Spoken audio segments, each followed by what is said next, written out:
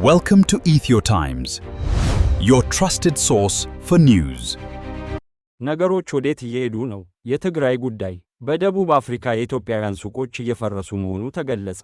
የባቡሩ ሰራተኞች በአስቸኳይ ተጠርታቸዋል። ትራምፕ የቻይና ጉብኝታቸውን አጠናቀው ተመለሱ። ሁላችሁም በአክብሮት እንድታደምጡን እያልን ወደ ዋናው ዘገባችን እንለፍ። ነገሮች ወዴት እየሄዱ ነው? ትላንት ምሽት በትግራይ ቴሌቪዥን የተላለፈውን የአማርኛ ዜና ለተከታተለ ሰው አንድምታውን ለመረዳት አይቸግርም። የትግራይ ቴሌቪዥን ባቀረበው የአማርኛ ቋንቋ ዜና ዶክተር ደብረጽዮን ገብረ ሚካኤልን የትግራይ ፕሬዝዳንት ሲል ደጋግሞ ጠርቷል። የፌዴራሉ ሕገ መንግሥት የትግራይ ክልል በሚልበትና ሥራ ላይ የሚገኘው የትግራይ ክልል ሕገ መንግሥትም የትግራይ ብሔራዊ ክልል ብሎ በሰየመበት ሁኔታ ክልል የሚለውን ሰርዞ የትግራይ ፕሬዝዳንት፣ የትግራይ ምክር ቤትና የትግራይ መንግሥት ሲል መጥራቱ ራሱን እንደ ነፃ አገር እየቆጠረ መሆኑን የሚያስገነዝብ መሆኑ እየተነገረ ነው። በደቡብ አፍሪካ የኢትዮጵያውያን ሱቆች እየፈረሱ መሆኑ ተገለጸ።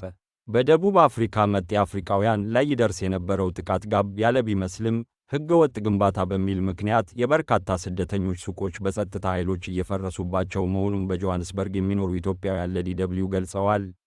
ድርጊቱን የገለጹ አንድ ነዋሪ ነገሩ ሂደት በለው ግን እንዲሄድ አድርገው ነው ሲሉ እርምጃው በስደተኞች ላይ ተጨማሪ እንግልት እየፈጠረ መሆኑን አስረድተዋል።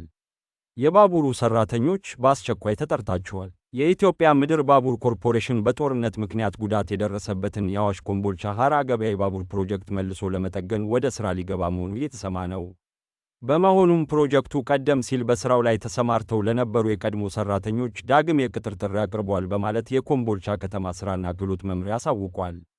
መስፈርቱን የምታሟሉ አመልካቾች የሚከተሉትን ነጥቦች በማስተዋል መመዝገብ ትችላላችሁ ተብሏል። ትራምፕ የቻይና ጉብኝታቸውን አጠናቀው ተመለሱ። የአሜሪካው ፕሬዝዳንት ዶናልድ ትራምፕ በቤጂንግ ያደረጉትን የ2 ቀናት ይፋዊ የሥራ ጉብኝት አጠናቀው ወደ አገራቸው ተመለሱ። ፕሬዝዳንቱ ከቻይናው አቻቸው ሺ ጂንፒንግ ጋር በነበራቸው ቆይታ በንግድ ልዩነቶች፣ በታይዋን፣ በኢራንና በመካከለኛው ምስራቅ ወቅታዊ ጉዳዮች ላይ ሰፊ ውይይት አድርገዋል። ትራምፕ ወደ አገራቸው ከመመለሳቸው በፊት በሰጡት መግለጫ ጉብኝታቸው ስኬታማ እንደነበርና ከፕሬዝዳንት ሺ ጋር ያላቸው ግንኙነት በጎ መሆኑን ገልጸዋል።